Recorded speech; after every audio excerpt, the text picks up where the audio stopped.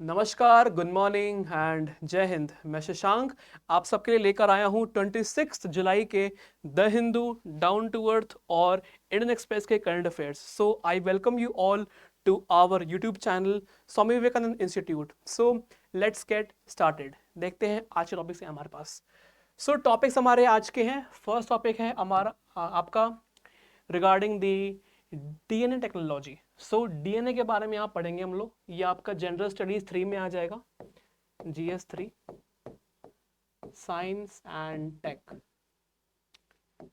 ठीक है। नेक्स्ट है हमारा टॉपिक फ्लोरोकेमिकल्स के बारे में। ये आपका टॉपिक है regarding your general studies 3 which is once again your science and tech. Science and tech. ठीक है।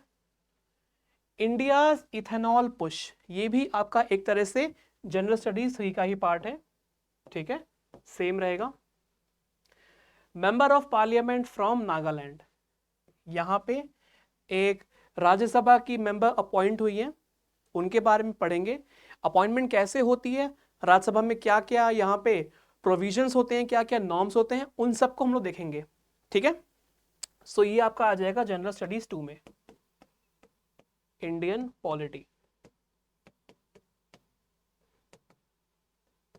ओके। देखते हैं, हमारे 3 टॉपिक्स हैं आज के जीएस 3 के। हमारा एक टॉपिक है जीएस 2 का। ओके, सो देखते हैं। अच्छा, ये जो टॉपिक है ना आप लोग का, ये जीएस 3 में भी आ जाएगा प्लस 2 में भी आ जाएगा। ठीक है, दोनों में आ जाएगा टॉपिक। आगे देखते हैं। सो हमारा फर्स्ट टॉपिक आज का, the DNA technology use and application regulation bill 2019।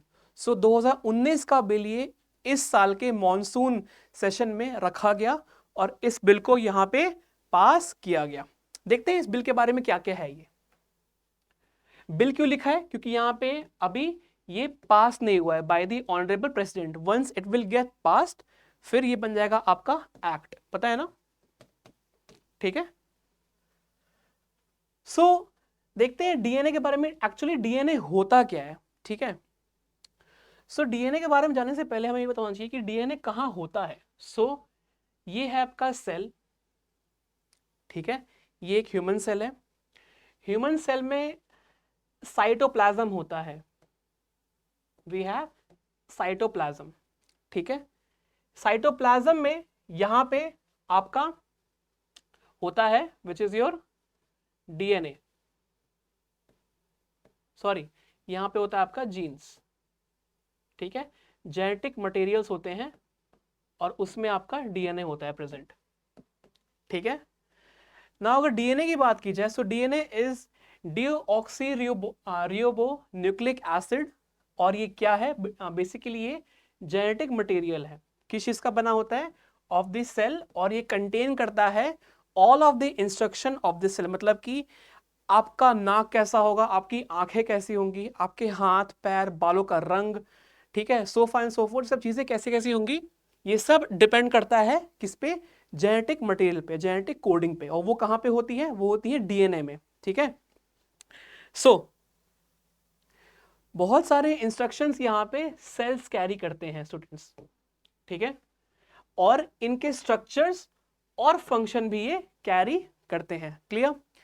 Now जो डीएनए की टेक्नोलॉजी है ना, ये एक तरह से स्टडी है and manipulation of genetic material which includes sequence करना, उनको एनालाइज करना, उसके बारे में पढ़ना।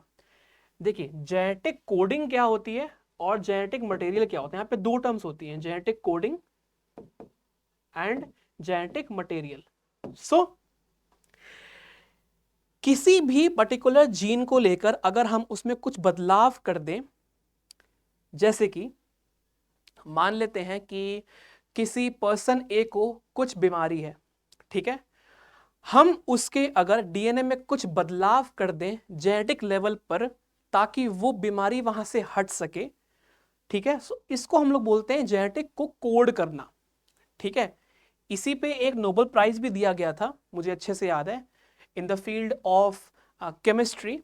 उसमें क्या था कि क्रिस्पर आर क्या होता है, ये बेसिकली एक एंजाइम होता है, ठीक है, ये एक तरह का एंजाइम होता है जो कि यूज होता है एज अ सिजर, ठीक है, in terms of you know language, in terms of easy language, and this CRISPR are is nothing but a scissor, ठीक है। नाउ ह्यूमन सेल में हमको मालूम है कि यहाँ पे न्यूक्लियस होता है, न्यूक्लियस में आपका यहाँ पे जीएनए डीएनए होता है, और डीएनए में यहाँ पे आपका जेनेटिक कोडिंग्स होती हैं, ठीक है। नाउ कोई भी अगर ह्यूमन बॉडी है ना, ठीक है, सो हमको पता है कि वो जेनेटिक मटेरियल या फिर वो डीएनए के बने होते हैं, ठीक है।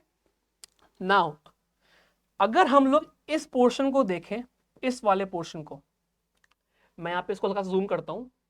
सो अगर हम लोग इस पोर्शन को देखें, सो क्या होता है कि मान लेते हैं कि कोई यहाँ पे एक कैंसर सेल है, ठीक है, यहाँ पे कोई कैंसर का सेल है, ठीक है। सो हमें इसको ठीक करना है। सो ठीक कैसे होगा? By the use of this CRISPR technology. CRISPR technology क्या करती है? ये बेसिकली कैंची की तरह काम करती है यहाँ पे, ठीक है ना। So it will act as a scissor, और ये यहां से इसको कट कर देगी। कट करने के बाद जो हेल्दी जेनेटिक यहाँ पे है मटेरियल, उसको यहाँ पे ऐड किया जाएगा, और एक बार जब ये ऐड अप हो गया, सो हम लोग जानते हैं कि cells multiply with each other, ठीक है, एक का दो बनेगा, दो का चार बनेगा, ऐसे होते रहेंगे, सबको पता है। सो उसी प्रकार से यहाँ पे एक बार इस कोडिंग को इंसर्ट करने के बाद जो ह्यूमन बॉडी में जितने भी सेल्स हैं दे विल रेप्लिकेट करने के बाद यहाँ पे एक हेल्दी ह्यूमन बॉडी को देखा जाएगा। क्लियर? सो यहां पे वही बात कहा जा रहा है कि कटिंग एंड पेस्टिंग, ठीक है, ये मैंने जस्ट अभी एक्सप्लेन किया आप लोगों को अबाउट कटिंग एंड पेस्टिंग, ये वाला चीज, ठीक है, कैसे यहां पे कट किया जा रहा है by the use of CRISPR R enzyme, और कैसे यहां पे पेस्ट किया जा रहा है एक नए जेनेटिक मटेरियल को लेकर, ठीक है। इस चीज पे नोबेल प्राइज दिया गया था केमिस्ट्री में लास्ट ईयर। नाउ इस टेक्नोलॉजी को यूज करके scientists are able to manipulate DNA to study the biology of living organisms and to improve human life, ठीक है। लेकिन ये जो टेक्नोलॉजी है can be used as an abusive material as well. कैसे? देखते हैं। It will give an unauthorised access to data banks. हमको पता है कि article 21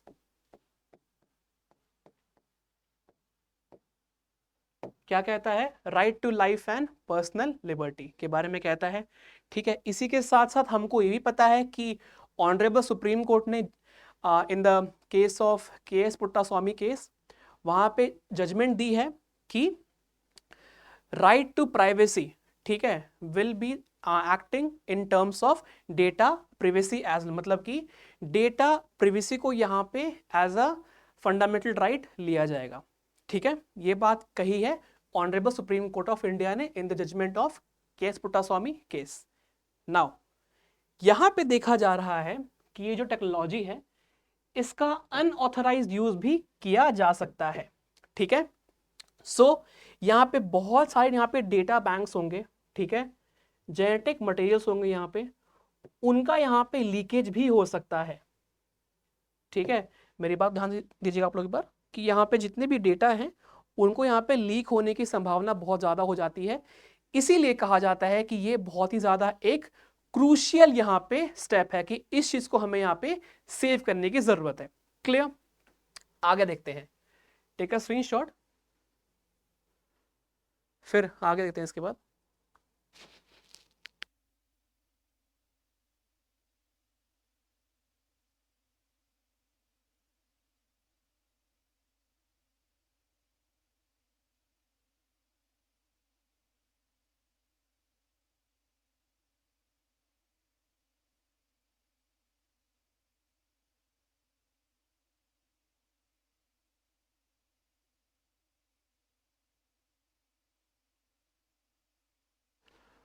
all right, so next topic है हमारा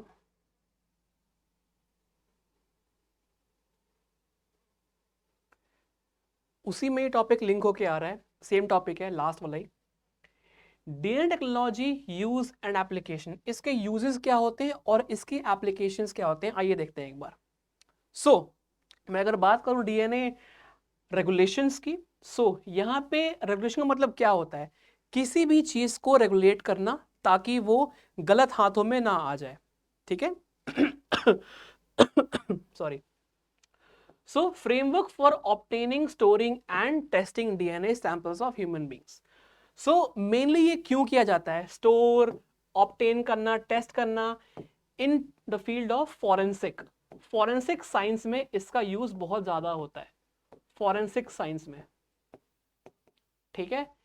या कोई अगर पुलिस केस है उसमें भी इस चीज का बहुत ज्यादा यूज किया जाता है, ठीक है, for criminal investigations and other purposes as well, ठीक है।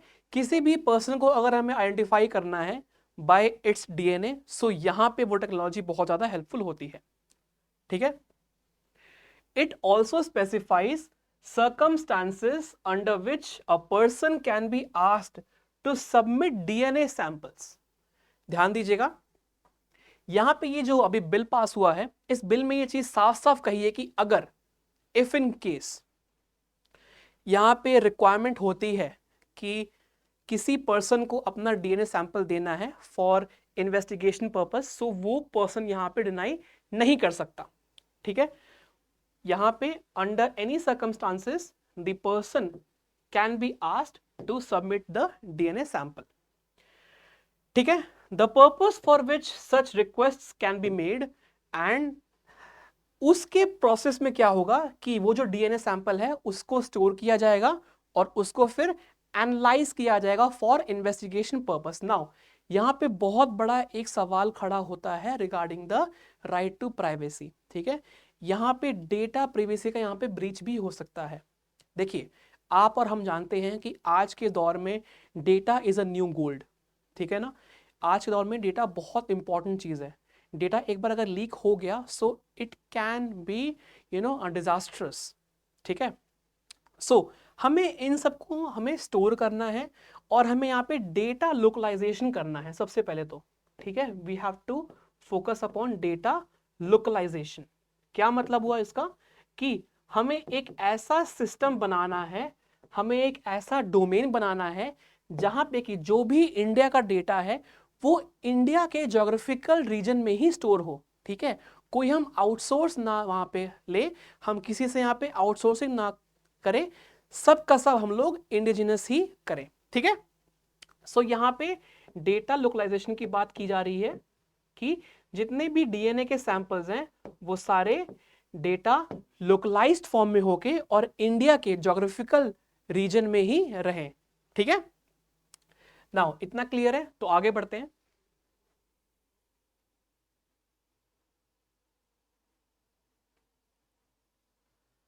नेक्स्ट इज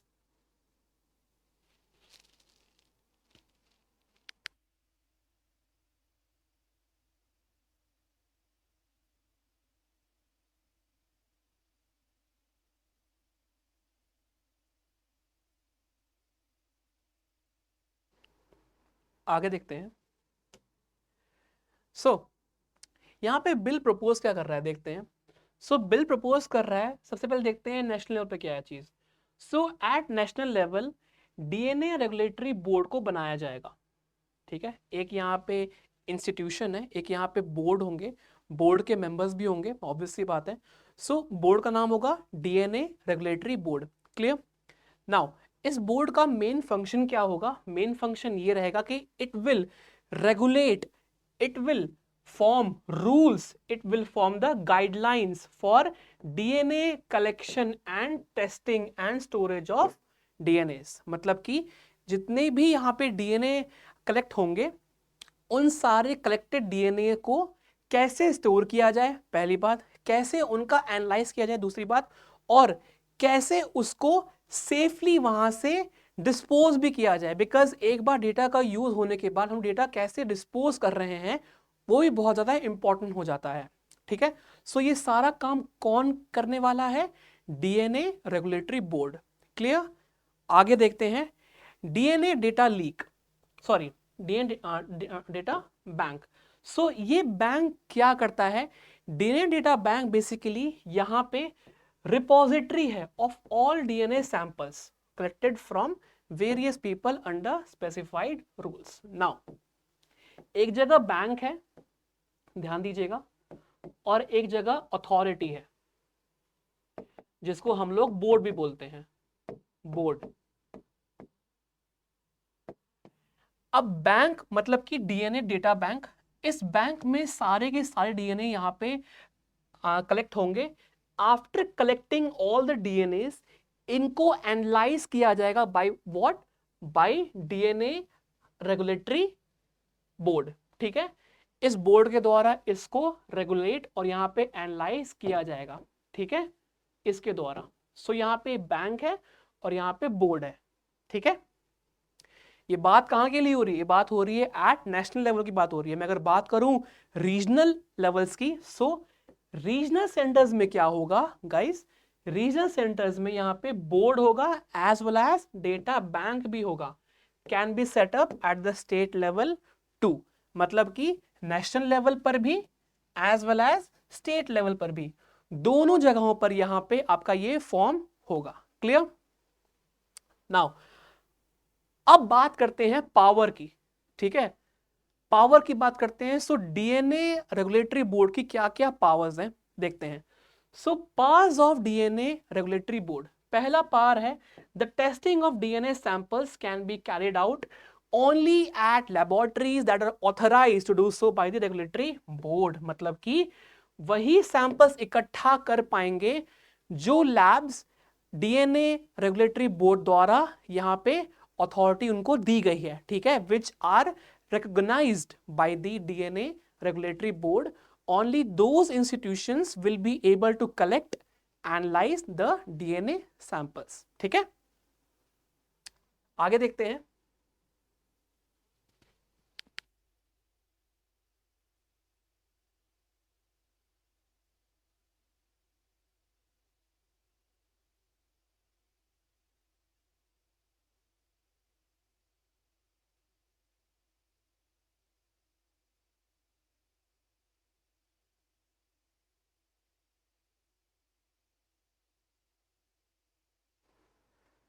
सो नेक्स्ट है हमारा, ये देखिए, will help the missing persons, victims, offenders under trials and unknown deceased persons. So यहाँ पे ये जो रेगुलेशन है कैसे कैसे हेल्प कर सकती है, ठीक है, how it can be helpful, ये कैसे हेल्पफुल हो सकता है वो यहाँ पे दिया गया है। ठीक है, This will empower criminal justice delivery system by enabling the application of DNA evidence. यहाँ पे fostering of justice की बात की जा रही है। जो जस्टिस सालों साल तक चलते रहते हैं, जो ट्रायल में रहते हैं, उनको यहाँ पे जल्दी होने की बात की जा रही है। ठीक है, in order to expedite this process, this can be used. ठीक है, establishment of the national and regional DNA data banks that will assist in forensic investigations. क्या मतलब हुआ कि forensic science में भी DNA data bank को यूज किया जाएगा at national and regional level. ठीक है, ऐसा नहीं है कि सिर्फ नेशनल लेवल पर ही फॉरेंसिक का यूज किया जाएगा, बल्कि national as well as regional level, in both the levels this will be used. ठीक है, आई होप इतना क्लियर हुआ होगा। आगे देखते हैं।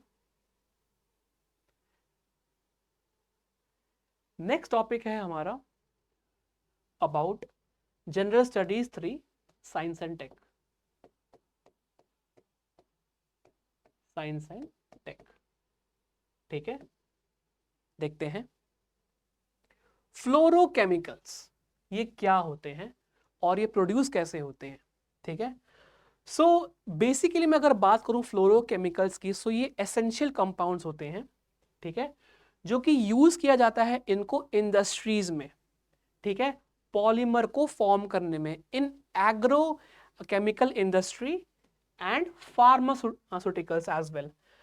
बहुत इंपॉर्टेंट पॉइंट एक, इनको लिथियम आयन बैटरीज में भी यूज किया जाता है। ठीक है, अगर क्वेश्चन आए कि are fluorochemicals used in lithium ion batteries, so yes, this is true, lithium ion batteries do have the fluorochemicals in them।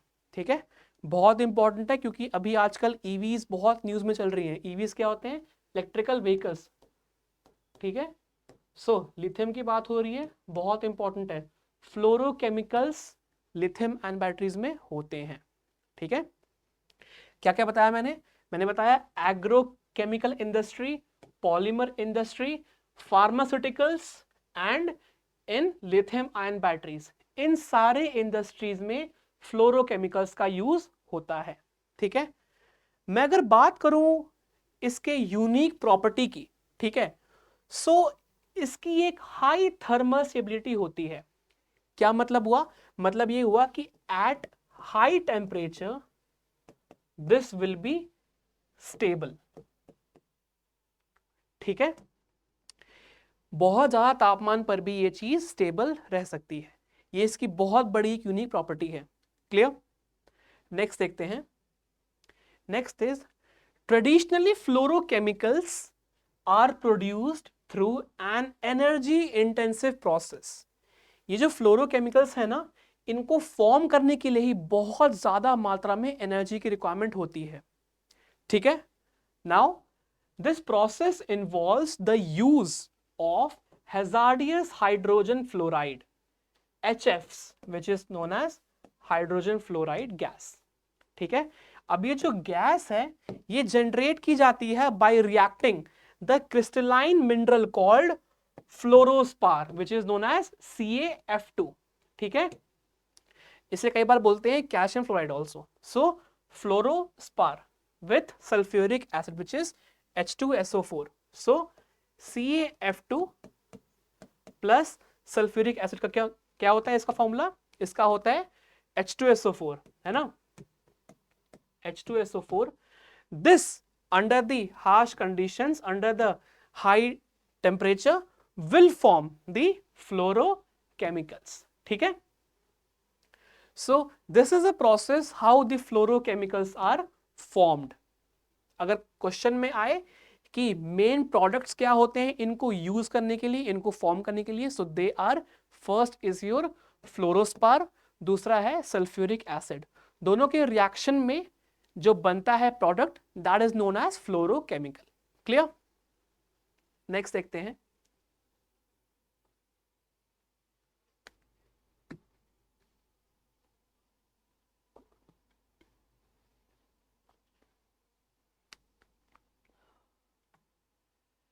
आगे देखते हैं गाइस। नेक्स्ट है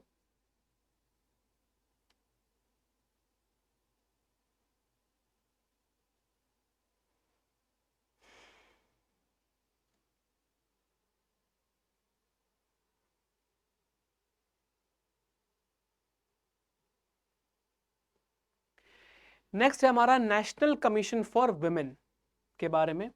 ठीक है, आइए देखते हैं एक बार about national commission of women. ठीक है, देखते हैं। सो ये भी अभी न्यूज में चल रहा है क्योंकि एक हमने न्यूज देखी है कि मणिपुर में एक लेडी हैं, वो मेंबर हैं NCW की, उन्होंने अपना वॉइस रेज किया है वहाँ पे जो अभी इंसिडेंट्स चल रहे हैं उन पे। सो इस चीज़ से ये चीज़ न्यूज़ में है जो कि हमारे लिए पढ़ने के लिए बहुत इंपॉर्टेंट है। देखते हैं क्या है। So national commission for women ये क्या है? बेसिकली ये एक स्टैट्यूटरी बॉडी है। सबसे पहली बात, this is a statutory body of the government of India which was founded on January 31st 1992 by the National Commission for Women Act of 1990। ठीक है, इसका मेन प्रोविजन क्या है, इसके मैंडेट्स क्या हैं? इसका पहला मैंडेट है कि this will review the constitutional and legal safeguards for women. ठीक है, संवैधानिक तौर पे इसको यहां पे यहाँ पे इसको रिव्यू किया जाएगा, ठीक है। दूसरा, this will recommend the remedial legislative measures, क्या क्या यहाँ पे एक्शन लिए जाएं ताकि जो वुमेन फोर्स है उनके सेफ्टी को यहाँ पे सेफगार्ड किया जा सके यूजिंग द लीगल टर्म्स, ठीक है, यूजिंग द लेजिस्लेटिव प्रोविजन। सो उन सब को ध्यान में रखते हुए यहाँ पे ये जो NCW है, this can give its recommendation, ठीक है, रिकमेंडेशन की बात की गई है, ठीक है। Now this can facilitate redressal of grievances, कोई भी शिकायत है, कोई भी ग्रीवेंसेस हैं, उन ग्रीवेंसेस को यहाँ पे रिड्रेस करती है NCW, which is your national commission for women, ठीक है। एडवाइस टू द गवर्नमेंट, मतलब कि this advises the government of India on various policies matters affecting the women, ठीक है, क्लियर। आगे देखते हैं फंक्शंस की बात करूं मैं, अगर फंक्शंस क्या है इसके गाइस। सो फंक्शन है पहला, to investigate and to examine सारे इशू जो कि कंसंट्रेट करते हैं, जो कि कंसर्न करते हैं on the protection provided to the women under the constitution and other legislation process. पहली चीज की इन्वेस्टिगेट करना और एग्जामिन करना कौन करता है? नेशनल कमीशन फॉर वुमेन, ठीक है। आगे देखते हैं, इसकी जो रिपोर्ट होती है ना, इसकी जो इफेक्टिवनेस होती है, ये होती है to safeguard the central government, ठीक है, और इसके recommendations in such reports for the effective application of those protections, मतलब कि यहां पे रिकमेंडेशंस दिए जाते हैं उन रिपोर्ट्स के लिए जहां पे कि वुमेन को सेफगार्ड करने की बात की जा रही है, ठीक है। Now propose corrective legislative action to address any flaws in the laws. Once again, it can address any sort of law, it can address any sort of suggestions, any sort of changes which has to be there in any law, ठीक है। मतलब कि यहाँ पे कोई भी अगर changes लाने हैं, सो उसकी जो भी recommendations होगी, ठीक है, वो सारी की सारी नेशनल कमीशन फॉर वुमेन द्वारा दी जा सकती है, क्लियर। नेक्स्ट है, it can investigate complaints and take suo motu, most important point, it can take suo motu against any of the cases involving the denial of women's right. इस body को इतनी power दी गई है कि ये अपने आप किसी भी एक्शन को ये अंडरगो कर सकता है ऑन इट्स ओन, लिखा है ना, take its suo means on its own, ठीक है, टेक सुओ एक्शन, क्लियर। आगे देखते हैं,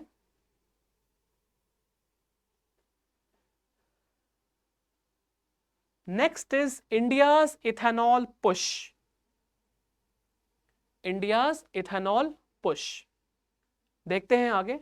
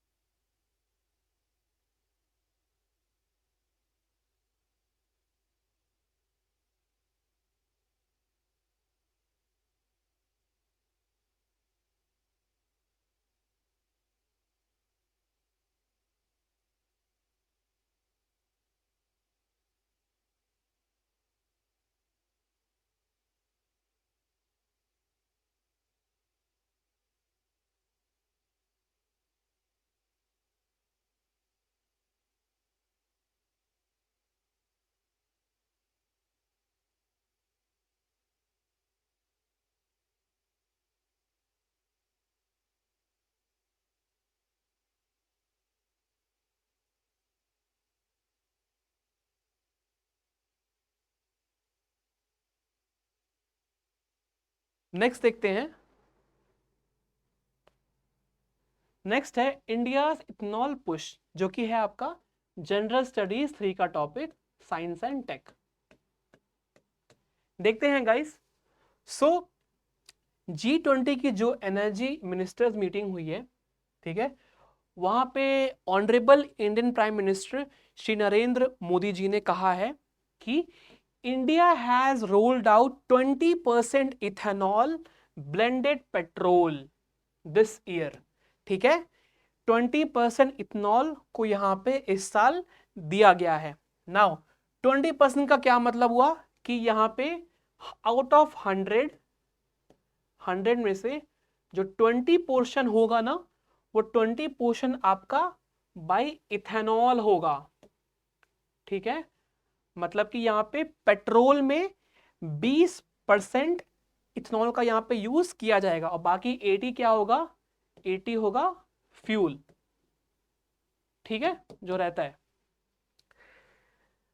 नाउ अगर मैं बात करूं इथेनॉल की, so ethanol is basically 9% pure alcohol that can be blended with petrol. और इसकी एफिशिएंसी भी, जितने भी इंजन्स हैं, जितने भी मोटर इंजन्स हैं, उन सब की एफिशिएंसी बहुत ज्यादा बढ़ जाती है if we use this ethanol, ठीक है। अगर मैं ड्रॉ करूं इथेनॉल को, सो इसका फॉर्मूला हो जाएगा आपका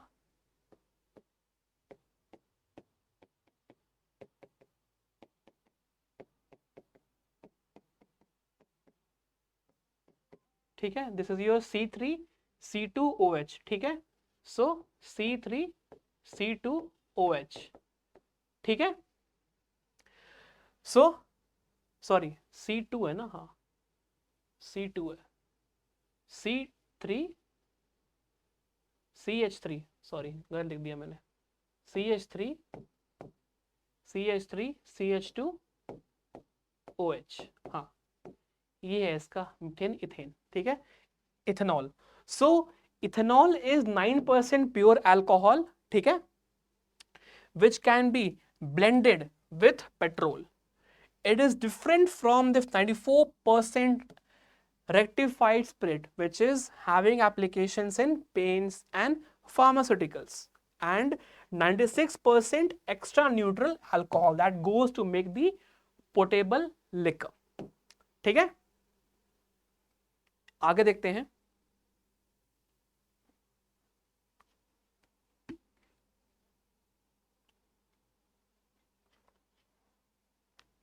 next is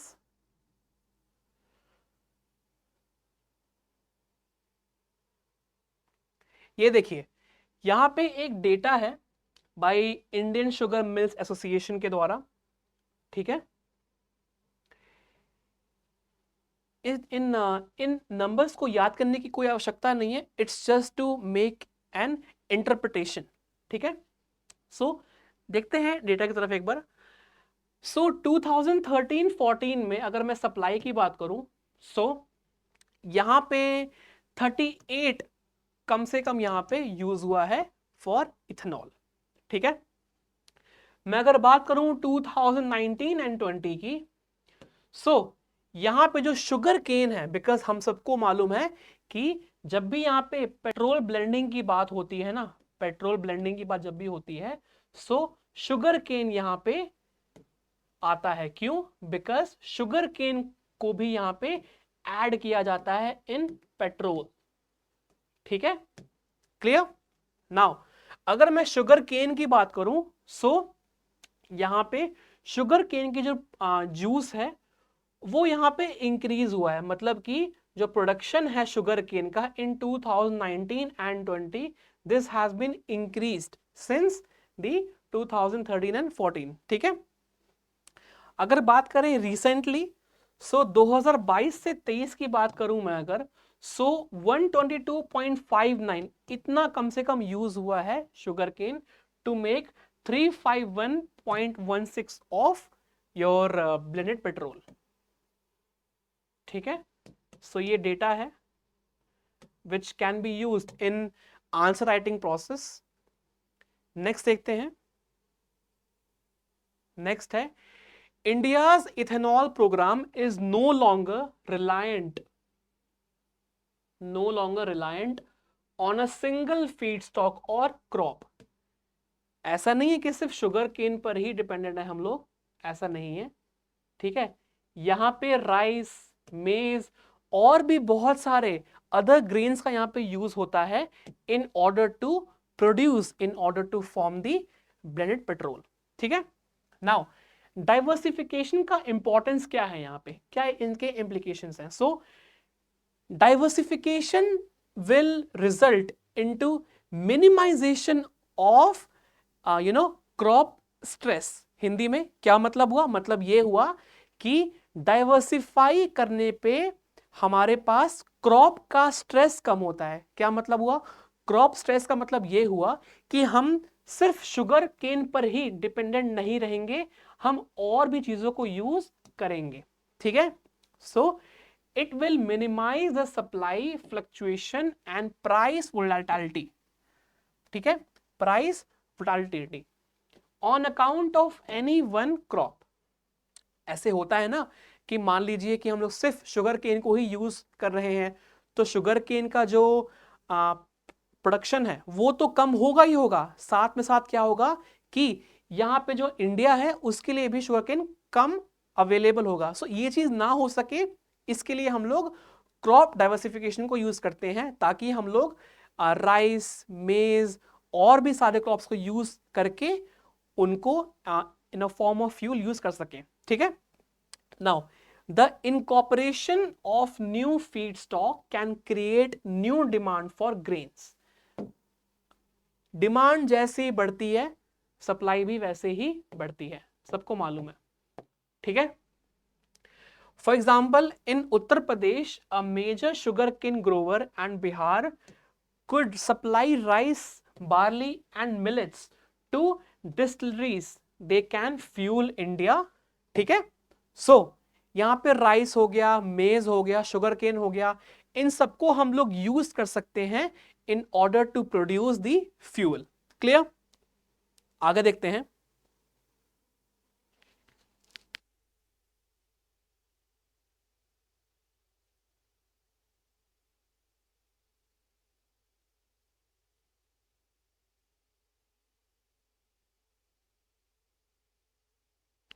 next is about your member of parliament from Nagaland.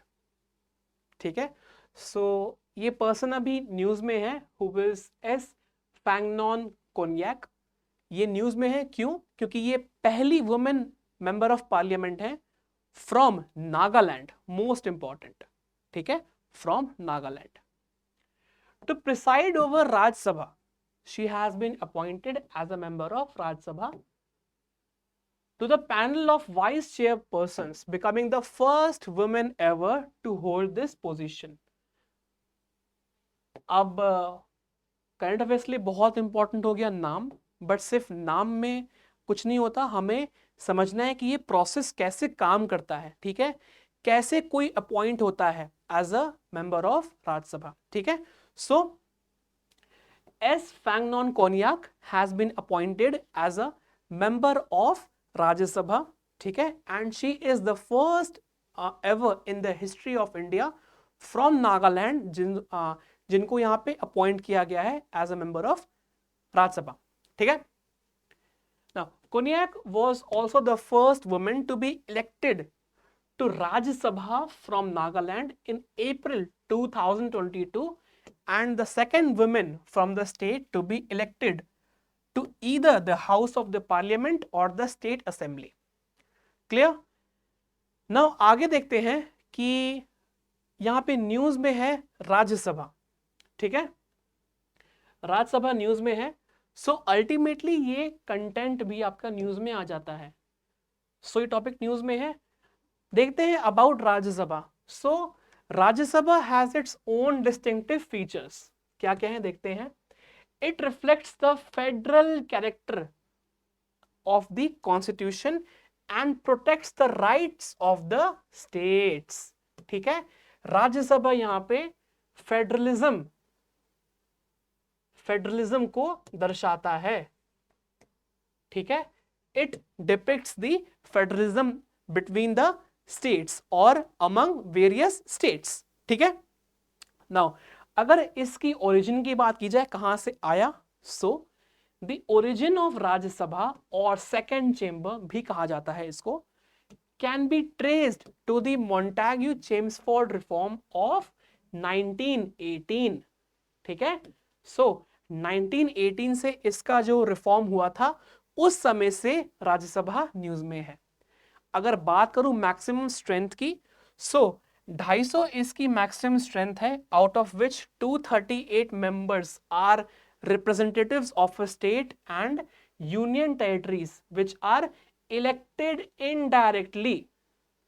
ठीक है, और इसमें से अगर मैं 12 की बात करूं, so 12 are nominated by the honourable president of our India. ठीक है, नाउ द करेंट स्ट्रेंथ अभी की बात करें, so the current strength of the house is 245, जिसमें से कि 229 members are representing the states and UTs, also 4 members represent the UTs and 12 are nominated by the honorable president। ठीक है, आइए नेक्स्ट देखते हैं।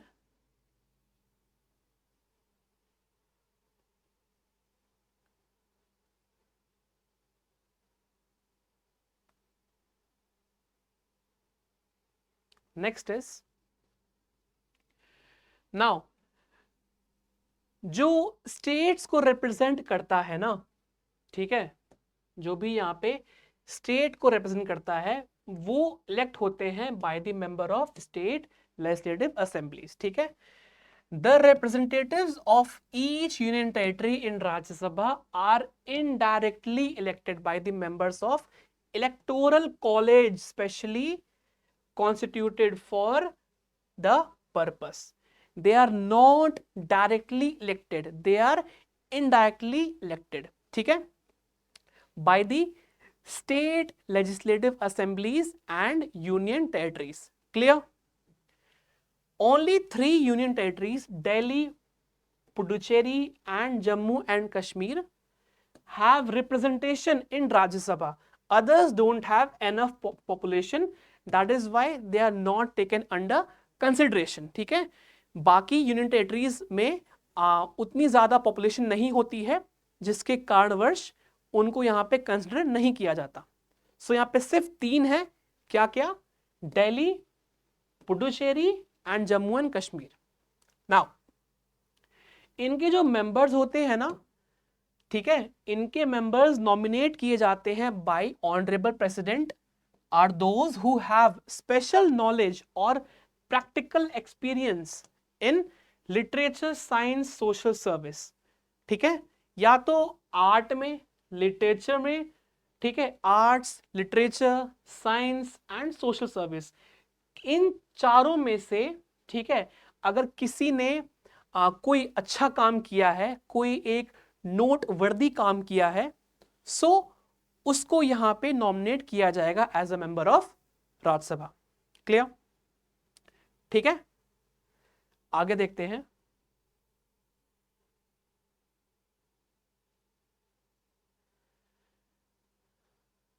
नाउ मैं अगर बात करूं राज्यसभा के बारे में, ये भी पता होना चाहिए आप लोग को, बहुत इंपॉर्टेंट है।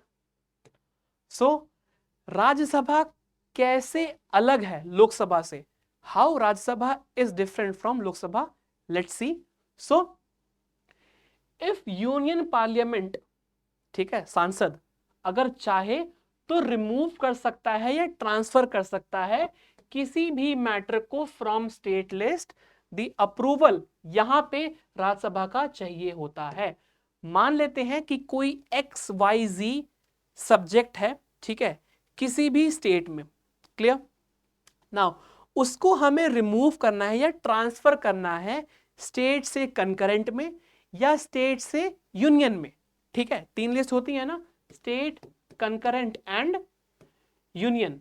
ठीक है, 3 होती है। अब या तो किसी टॉपिक को हटाया जाए, रिमूव किया जाए, या तो ट्रांसफर किया जाए।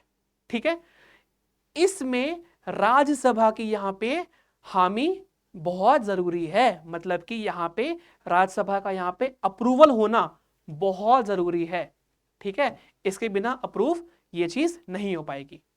और इसी के साथ साथ ऑल इंडिया सर्विसेज की बात किया जाए, so it can authorise the parliament to create a new all India services.